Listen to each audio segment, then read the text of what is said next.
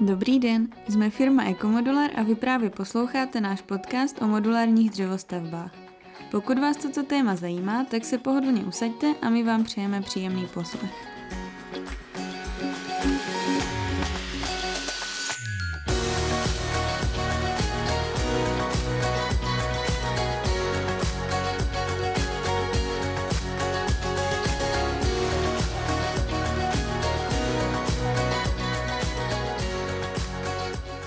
Dobrý den, my bychom vás chtěli přivítat u dalšího podcastu a dneska tady máme našeho dalšího hosta a tím je Jan Dohnal, který je v naší firmě obchodníkem, nebo ta pozice se může nazývat jako vedoucí obchodu. A mám i tu i Vojtu, který nám případně doplní nějaké informace. Tak zdravím vás. Taky čau Míšo, čau Honzo. Je to v podstatě první díl, kdy máme hosta z našich řad a ukážeme taky někoho dalšího, že to není jenom firma o Vojtovi a o Gabči. Takže moc díky za to, že jsi, Honzo, přišel, co asi nemusím zazlívat tak a říct, tak Honza v podstatě teďka je u nás 6 měsíců a nahradil vlastně našeho dlouholetého kolegu Luke Scheidera, kterého tímto zdravím, zdar Marceli, pozdravujeme tě. A teďka převzal tu štafetu, protože jak jistě víte, tak neprovádím po našem výrobním areálu a obchod neřeším jenom já, ale vždycky jsem měl někoho k ruce a teďka to vlastně spolu táhneme tu loď s Honzou, takže ještě jednou díky, že jsi tady a pojďme na nějaké představení, ať naši fanoušci, případně budoucí klienti, když k nám do areálu přijedou, tak ať na tebe rovnou jako mávají a najdou si tě. Takže kdo je Honza Dohnal? Tak dobrý den, já taky děkuju za pozvání. Jsem rád, že tady můžu být. No a kdybych měl říct něco stručně o mně, tak mám stavařinu vystudovanou. Mým oborem na vysoké škole bylo vlastně materiálové inženýrství. Takže i to dřevo bylo jako součástí a ledas, co jsem se o něj dozvěděl. Po studiu jsem 2 roky pracoval vlastně v takové velké nadnárodní stavební firmě, ale měl jsem takovou ambici používat vlastně v práci angličtinu, takže i z toho důvodu jsem po těch 2 letech vlastně odjel do zahraničí, konkrétně teda do Austrálie, kde jsem i absolvoval nějaký semestr jazykového studia, abych právě vylepšil tu mluvenou formu angličtiny. No a po tom návratu do Česka jsem hledal nějakou příležitost, kde bych teda mohl uplatnit tu znalost, což ale ve stavebnictví v tu dobu moc nebylo, taková práce s angličtinou. A tak jsem skončil ve strojírenství, trošku vedle. A vlastně dělal jsem ve firmě, která si prošla takovým přerodem z SROčka postupně přes takový menší španělský korporát až po ten velký globální mexický korporát. No a to už bylo zase takové jako prostředí v tom velkém korporátu, kde jsem začal po čase postrádat takový jako smysl své práce. A hledal jsem něco, kde bych teda zase jako viděl ten smysl. No a ocitl jsem se v oboru dřevostaveb. Takže u nás ten vyšší smysl znašel. A jak teda vnímáš jako ten vyšší smysl těch dřevostaveb? Já osobně to vnímám vlastně v takových 2 rovinách. Ta první rovina je, že vlastně přinášíme lidem něco pozitivního. A ta druhá, že přinášíme něco pozitivního i vlastně životnímu prostředí nebo planetě. Co se týče těch lidí, tak my vlastně plníme lidem jejich představy a sny o bydlení. A když potom vlastně vidíme tu radost a takové nadšení po té stavbě, když nám třeba lidi píšou nějaké vánoční přání a děkují, jak to všechno bylo skvělé, bezstarostné a rychle, tak to je právě to, co nás jako pak naplňuje takovou hrdostí a tím, že ta práce dává smysl. Vnímáš to stejně? Určitě. Já si myslím, že těch klientů, kteří nám i píšou zpětné vazby, a je to dost dobře vidět vlastně i na našich webových stránkách v sekci realizace, reference, tak ty zpětné vazby, tak jak říkali mý kamarádi, jsou až neuvěřitelné a dokonce se někteří dotazují, jako jestli si to nevymýšlíme nebo jestli si to nepíšeme sami. Tak na to já vždycky vtipně reaguju, že ta doba, kdy si člověk sám psal reference na nějaký produkt nebo na nějakou firmu, je možná před 20 lety, ale že dneska bychom to s tím moc daleko nedotáhli a jsou tam fakt věci, které prostě potěší a je to tak, jak říkáš, prostě ten vyšší smysl toho, že postavíme lidem ne domy, ale domovy a vytvoříme vlastně to jejich zázemí a oni tam spokojeně fungují a žijou. Je prostě to asi jako nejvíc, co i já vidím a co vlastně všechen i ten stres, tu náročnost některých klientů, ten důraz na ten technický detail a to kvalitní provedení, tak to všechno jde pak bokem při těch referencích. A co možná je zajímavé, a nevím, jestli ty, Míšo, víš, ale Honza to je zarytý ekolog a ze spousty jako aktivitama, tak myslím si, že se k tomu dřevu jako propracoval až hodí. Jak to vidíš, Honzo? Tak určitě nejsou žádný jako agresivní ekolog, ale prostě mám rád tu šetrnost k tomu životnímu prostředí a vlastně zase to je taková ta druhá rovina, co jsem před chvílí zmiňoval. Je to hlavně o tom materiálu, se kterého ty domy stavíme, což je vlastně to dřevo. A je to vlastně jediný přirozeně obnovitelný materiál, který vlastně doslova roste na stromech, což žádný jiný materiál takový není. A navíc to dřevo nebo ten strom při svým růstu pohlcuje z atmosféry CO2, což je dneska takový celosvětový téma, souvisí s klimatem. Takže vlastně můžeme říct, že každý postavený dům ze dřeva přispívá vlastně k pohlcování CO2 z atmosféry, což je další taková skvělá věc. Honzo, ty jako mistr slova, tak mohl bys se napsat nebo zavolat jako Grétě, že by přijela do Tvrdonic k nám a že bychom jí to ukázali, jak jsme s tou ekologií na štíru. Co myslíš? Tak Greta si myslím, je už právě moc daleko. Už je na cestě k tomu terorismu. To je pravda. Ekologičtí teroristi je taky, tak jak já vždycky říkám, každý extrém je prostě cesta do pekel. Jo, ještě možná vlastně jedna věc, když ten dům potom i vlastně doslouží, je na konci životnosti, tak to dřevo se dá i kompletně vlastně zrecyklovat a použít znovu. A nebo taky ho můžeme použít jako třeba zdroj tepla. Takže dřevo je zároveň takový jako skvělý příklad cirkularity.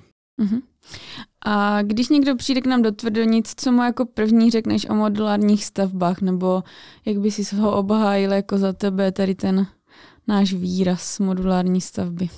No, za mě ta vize vlastně modulární stavby je naprosto úžasná, protože to je vlastně o tom, že si domů přivezete hotový dům jako výrobek. Takže já jsem z toho sám jako úplně nadšenej a ten dům přivezete, velmi rychle ho usadíte na tom pozemku, takže ještě ten den vlastně můžete bydlet, což žádný jiný systém stavění neumožňuje. Nejsou to opravdu žádné jako týdny, měsíce nebo roky na staveništi, žádné stresy kolem řemeslníků, nemusíte je hlídat, nemusíte kontrolovat tu kvalitu. Takže za mě to je prostě opravdu nejmodernější a nejefektivnější metoda stavění domů a prostě budoucnost stavebnictví. A jak jsi to představoval jsi, že když s náma sjel, myslím tehdy do kousek od Mladé Boleslavi na tu první montáž toho velkého domu složeného ze 4 modulů, tak asi můžeme prozradit, že ty jsi dělal ve firmě, která se zabývá dřevostaveb, ale výstavbou vlastně formou paneláže a byť je to prefabrikace, tak ta stavba sice vznikne za den, ale pak jsou tam vlastně další 3 až 6-8 měsíců vlastně dodělávky, když to u nás vlastně to vezeme kompletně celé vlastně s vybavením, s nábytkem, ze vším. Tak když byl na té první montáži a viděl, že jako stavba domeček 160 metrů čtverečních vznikne za jeden den a večer se tam jako topí a zapíjá se do zásuvek grill, tak představoval si to tak, nebo překvapilo tě to něčím, nebo naopak jako zklamalo? No tušil jsem, co uvidím v té Boleslavi a už když se tam přijížděl a viděl jsem ty 4 kamiony s těma domama, tak to byl první jako takový wow moment. A pak jsem z dálky viděl ten veliký jeřáb, který zatím vším stál. A jako bylo to pro mě jako úplně skvělý vidět, jak ten jeřáb tam usadí prostě 4 hotové části toho domu a vlastně po obědě bylo hotovo.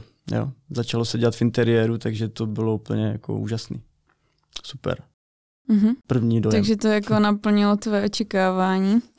A když se bavíme o pasivních dřevostavbách, což je u nás taky velké téma, tak co bys nám řekl k tomuhle? No tak tím, že my u nás stavíme ty dřevostavby v pasivním standardu, tak vlastně dosahujeme extrémní energetickou úspornost.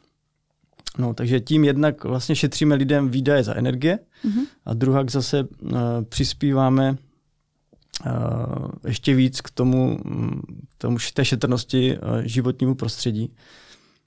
A že tu energetickou úspornost u těch pasivních dřevostaveb dosahujeme nějakým tím stavebním řešením, to znamená skladbou stěny, nějakou tepelnou izolací, kvalitními okny, potom taky usazením už toho domu na pozemku, natočením na světové strany a pak taky pomocí různých technologií, že? Například rekuperace.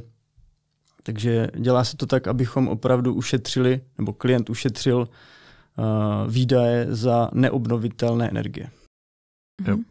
Jo, v tomto máš pravdu, že to, co vlastně my teďka dokončujeme u nás, to naše nové firemní sídlo a tu budovu správce, tak Gabča to nazývá jako super pasiv, protože vlastně na ty hodnoty, které to má splňovat, tak jsme ještě rapidně pod něma. Tím, že je to bohužel ve výrobním areálu a nemůžeme na to žádnou dotaci zelená úsporám vlastně čerpat a zároveň, což by možná i naše diváky zajímalo, tak vlastně od června tohoto roku se dotace zelená úsporám vlastně tak, jak byla nastavená, úplně uzavřela a celá vlastně se překopala a dneska už je to tak, že dosáhnout na tu dotaci, která byla dřív, což je nějakých ze vším všudy těch 480 000, tak to dokážou vlastně jenom stavby, velká kostka, nejlépe na patro, naboostovaná se všema možnýma technologiema a rozpočtem prostě minimálně jako 10 milionů korun. A ty parametry se tak proměnily, že vlastně dneska už na ty menší stavby je vlastně dotace zelená úsporám jako nevíde to a je to prostě bohužel tak. Takže rozjel se projekt, ta rekonstrukce po babičce, kde je vlastně 1 000 000 korun na dotaci vlastně rekonstrukce nějakého staršího obydlí a jsou nějaké další programy, ale myslím si, že tímhle hodně ten trh jako takový a i ti stavebníci, kteří na ten pasiv pomýšleli, tak to utrpí a už vlastně budou chtít jenom nízkou energetiku a nebudou se o pasiv zajímat, protože jim to nebude dávat jako smysl. No, máš pravdu, že vlastně zrovna nedávno jsem řešil s jedním klientem, který se zajímal o náš malý jednomodulový dům a ptal se mě právě na dotace, jaký jsou teďka podmínky, jestli i na ten jeden modul, když by to bylo v pasivu, by tu dotaci mohl dostat. No. Takže to vlastně byla odpověď. Odpověď je ne. A já vím, že jsi milovník LinkedInu a strašně se tam zabýváš do hloubky i budoucností stavebnictví. Tak jakou vidíš budoucnost v tom modulárním světě? Jo. No, vidím to tak, že vlastně prakticky všechno, co kolem nás je a co denně používáme, jako je prostě auto, počítač, mobil nebo tady ten mikrofon, tak se to všechno vyrábí ve výrobní hale. To znamená, dělá se to proto, že ta výroba ve výrobní hale je právě efektivnější, více produktivní a hlavně dosahujete vyšší kvality. No a ty modulární nebo domy vyrábět v hale, že jo, výrobní, to vlastně nikdy nebylo možné. Protože ten dům je příliš velký a těžký, takže jste ho nemohli odvízt na tu stavbu. No ale tohle právě všechno řeší ta modularita, kdy vlastně ten dům jako velký celek rozdělíte, rozsekáte na několik menších částí. Ty části potom samostatně vyrobíte v té výrobní hale a na místě té montáži se to jenom vlastně spojí. Takže proto je to za mě jako budoucnost. No. Je to metoda, která umožní vyrábět ty domy jako výrobky. Souhlas. Já to jenom doplním a říkám to velice často, až se přistihávám, že to je možná i 3x, 4x týdně, tak cílem stavění ve světě i to, co sem jde vlastně jako z Evropy, kde severské státy jsou prostě úplně jako modulárně někde jinde a to, co dokážou při modulární výstavbě jako zhotovit a postavit, je neskutečné, tak ta vize opravdu je taková, že domy se budou objednávat jako auta. To znamená, že přijede klient ne do autosalonu nebo na showroom, ale k nám do výrobního areálu, kde si vlastně všechno projde, nakonfiguruje se mu to a tak, jak vlastně si tu objednávku podá, tak my mu to vyrobíme. Takže když na autě vybírá barvu metalízy, motorizaci a věci s tím spojené, tak u nás zase vybírá jako barvu fasády, materiály fasády, podlahy, obklady v koupelně a všechny věci, takže ta modulární vize je fakt, že domy se budou objednávat stejně jako auta. A je k tomu ještě taková jedna druhá zajímavá věc, kde napovím i případné naší konkurenci nebo těch, co nás velice často kopírují a spoustu věcí dělají podle nás, tak málo kdo se zamýšlí nad tím, že developeři poměrně dost začali vlastně vyhledávat modulární výstavbu a v té dřevostavbě jim to přijde fakt extrémně zajímavé a mají nachystané poměrně velké projekty. A ty velké projekty znamenají to, že firmy, jako jsme my, nebo i třeba mnohé další, tak mají jeden velký problém a to je ten velký projekt uspokojit tou výrobou a ne tím, že bychom to nebyli schopni vyrobit v té výrobní hale, ale tím, že to na té venkovní ploše není ty moduly kam stavět. Protože když se budeme bavit o tom, že ten největší modul, co děláme, má 54 metrů čtverečních a máme ho vlastně vyrobit v hale, vyvést ven a postavit na betonovou plochu, kde je perfektní nula, aby mohli vlastně pokračovat další profese a subdodávky. A je k tomu vlastně fasáda, musí tam zůstat jako ulička na lešení, na nějaký průchod, tak se nacházíme vlastně jako na ploše, která má třeba 65 a 60 metrů čtverečních a je to jeden jediný modul. A ty projekty, které i já mám možnost jako teďka vidět a sledovat, tak jsou to projekty s požadavkem na dodání 30-40 modulů, což je prostě krát 65 metrů čtverečních jako plocha, kterou vlastně ty firmy ji nedisponují. A je vlastně to, co je na tom poměrně náročné, je to vymýšlení té logistiky, té dodávky a toho, kde vlastně ty moduly v tom výrobním areálu budou stát, aby ty subdodávky nebo aby ty firmy tam mohly tu elektriku, vodu a všechno dokončovat. Protože při té klasické výstavbě, i tak, jak to zná Honza z minulé firmy, tak se vyrobil prostě jako bambilion dřevěných panelů, ty se naložili na kamion a hnedka se odvezli, anebo se prostě naskládali kamkoliv bylo místo a čekalo to na expedici. Toto v té modulární výstavbě je malinko jiné a to, co ji třeba jako já jsem měl možnost navštívit a vidět v těch firmách na severu, tak tam jsou prostě obrovitánské plochy výrobních areálů, kde prostě je čistá betonová plocha. To není prostě autosalon jako Monte Carlo, kde to vysype někde jako kamenem nebo prostě nějakým recyklátem a pojďme na to. Takže tady vidím já takové jako malinké úskalí, že pro ty menší projekty úžasná věc, pro ty větší jako projekty a větší developery, tak vím, že ty větší firmy, co jsou v České republice a začínají třeba s modulární výstavbou, tak s tím mají problém. Jo, to je dobrý bod a vlastně my teď u nás v areálu to trošku zvelebujeme, že jo? Takže u nás přibude i nějaká právě ta betonová plocha odstavná, takže kapacitně bychom možná mohli jít naproti. Něco bychom mohli vyrobit. Nějakému mrakodrapu třeba.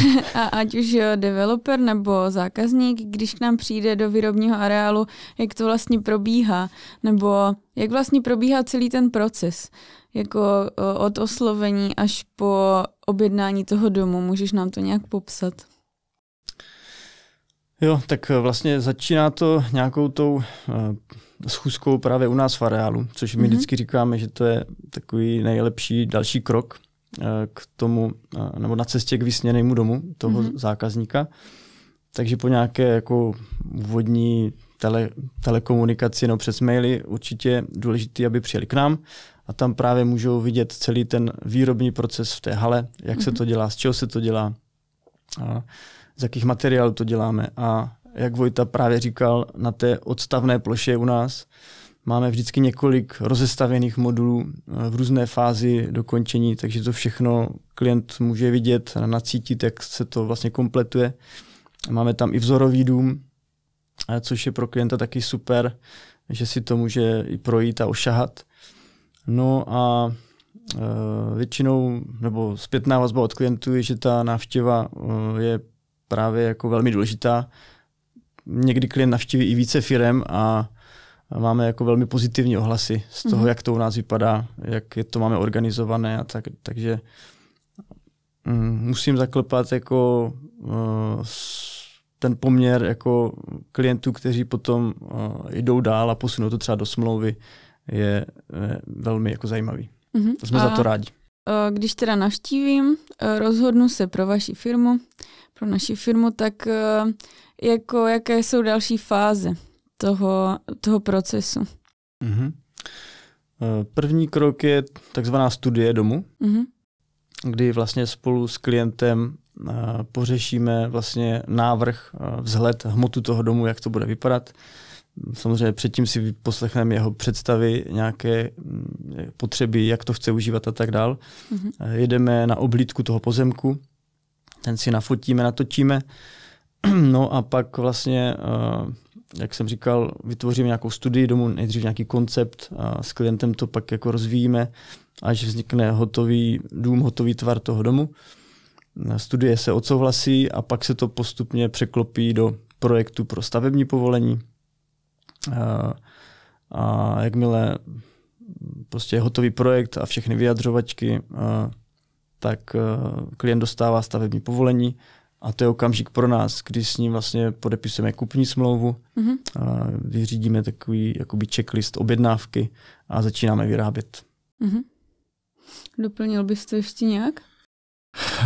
Mně jenom k tomu napadá, že my jsme poměrně dost aktivní na sociálních sítích, to asi naši klienti už ví a snažíme se to fakt propojovat tak, aby to bylo komunikováno jednotným stylem, ale hlavně to, co je strašně důležité těch modulárních firm, které i za posledních 3-4 roky vzniklo a hodně i těch firm, které se restrukturalizovaly po době covidové, kdy to byly velké firmy a stavěly vlastně velké veletrhy a stánky klidně po celém světě, tak měli a mají samozřejmě schopné lidi a byli schopní vlastně tam zámečníka, truhláře a tak i z těchto firm ucítili potenciál v té modulární výstavbě v nějakých tiny housech a tak.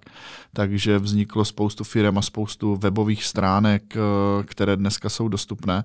Tak já jenom za sebe, že když já bych třeba se chtěl jet do takové firmy podívat, tak první, co bych se díval, jaký počet realizací ta firma má. Pokud prostě vidím webovku a na ní jsou jenom vizualizace a možná 1 nebo 2 realizace na Facebooku, tak to je takové mít dost na pozoru, protože nejsou to housky na krámě, ale je to rodinný dům, ve kterém člověk chce 30, 40, 50 let žít. A má to mít nějaké záruky a nějakou jako kvalitu. Takže to je taková věc, na kterou já bych se první díval, až pak bych vlastně vyrazil do té firmy nebo do té výroby jako také.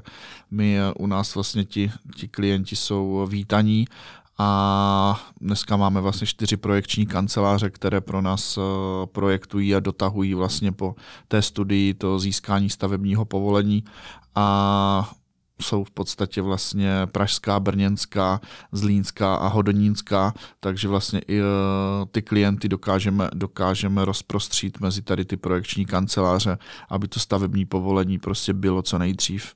Máme raketové vlastně vyřízení a rekordy, kdy od toho, co vlastně, a zrovna i ta Boleslav je toho případem, Honzo, že od prvního kontaktu, kdy vlastně přijeli z té Boleslavy do Tvrdonic, tak přesně do roka a do dne plus minus pár dnů, tak bydleli. Což prostě je od návštěvy u nás, obhlídky pozemku, návrhu studie a vyřízení stavebního povolení je prostě na dům 160 metrů čtverečních jako neskutečný kousek a to je prostě, to je pecka. Samozřejmě ne vždy to tak je a jsou různé komplikace, tak jak u všeho, protože ty úřady a ti úředníci prostě mnohdy jsou, jací jsou, ale tady ten případ, který popisuju, tak se nepodařil jako jednou a to je prostě úžasný výsledek a to vyjde a půjde jenom jako s modulární výstavbou a s maximální možnou mírou prefabrikace. Tak ta rychlost to je, jako neexistuje rychlejší způsob výstavby než modulárním způsobem. To je prostě tak. Máte nějaký vzkaz na závěr pro naše budoucí zákazníky nebo developery? Nějakou vizi? Co napište byste chtěli? Honzovi na LinkedIn. No, to samozřejmě můžou, ale vlastně za mě ta modulární metoda stavění domů je opravdu jako velká inovace celého odvětví stavebnictví. A porovnal bych to možná tak, jak třeba v 80. letech bylo prakticky nemyslitelné, že v každé domácnosti bude osobní počítač. Tak i dnes vlastně mnohým lidem přijde, že domy se musí stavět pořád stejně, tak jak to děláme 100 let, 1000 let, starým, pomalým, neefektivním způsobem. No, ale není to tak. Ta modulární metoda opravdu znamená, že si kupujete dostupnější bydlení s vysokou kvalitou a v tom nejrychlejším termínu dodání. Takže prostě to je úplně něco jiného. Budoucnost. Souhlasím. Já si myslím, že ty zaryté názory a už dokonce i moji rodiče říkají něco jiného než před 5, 6, 10 lety, tak ten názor, že cihla je cihla, si myslím, že je... To už tady bylo. Přesně tak, to už tady bylo a teďka je to o tom, že dřevo je dřevo a ještě na zemních vrutech, takže ten vzkaz je jasný. Objeďte si ty firmy, přijďte se k nám podívat, klidně nás oslovte, nechte si udělat nějakou nezávaznou kalkulaci ceny a to, co my určitě jsme schopni zaručit a budeme i z dlouhodobého hlediska na tom trvat a budovat a dělat pro to maximum, že prostě tam vždycky bude ten touch té rodinné firmy a toho důrazu na tu kvalitu a to, že jsme jedni z nejdražších na trhu v České republice, co se týká modulární dřevostavby, tak já vůbec nevidím jako nevýhodu, ale vidím to naopak jako benefit, protože když já sám bych si šel stavit dům a teďka jsme si ho stavěli samozřejmě s náma, ale vidím to i u svých kamarádů nebo jako i u bratra, který s náma taky postavil tento rok a bude i hostem našeho podcastu, tak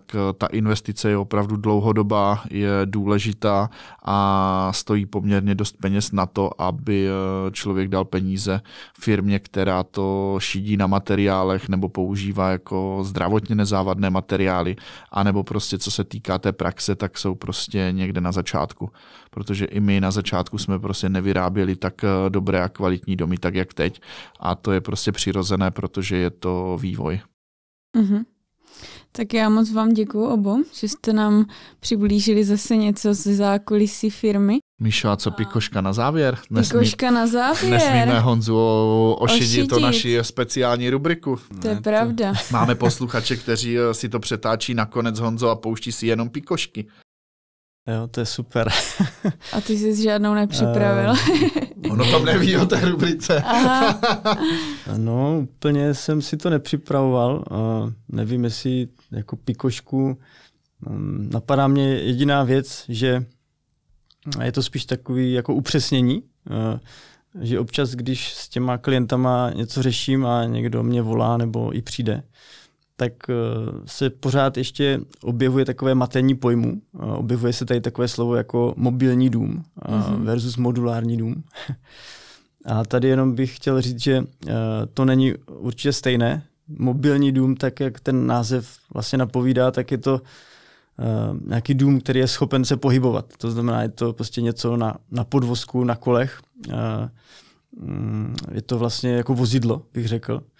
A určitě se tam neřeší nějaké pasivní skladby, pasivní skladba, konstrukce, je to spíš takové jako rekreační bydlení. Takže to jenom tak jako upřesňuju, i když ta osvěta postupuje, ještě pořád se tady jako vyskytují takový jako falešný představy, co může být modulární dům. Je to tak. Po tomhle prohlášení tě, Honzo, všichni mobilně modulární hipsteři, co v těch karavanech u lesa jako někde bydlí a pronajímají to za těch 5, 6, 7 tisíc na noc, budou mít ještě víc rádi, ale i to je potřeba říct, že to názvosloví od toho, i kdy my před těma 6, 7 rokama jsme vlastně ty naše klienty furt jenom vzdělávali a furt jsme se jim snažili vysvětlit, že to není kontejner, buňka, prostě mobilheim, budka do vinohradu, bouda pro trpaslíky, prostě nějaký tiny house, že to je prostě jako dům sofistikovaný, prostě kvalitní a ta cena, která k tomu jako je přiřazená, tak vlastně jako je dosti podobná jak při klasické zděné výstavbě, když je to provedeno kvalitně, takže máš pravdu, děje se to jako ještě teď. Mě dokonce i minulý týden se mě paní, kterou jsem potkal, tak se mě ptala na to, jestli jako se v těch našich domech topí. Že to je jako jenom jako letní bydlení.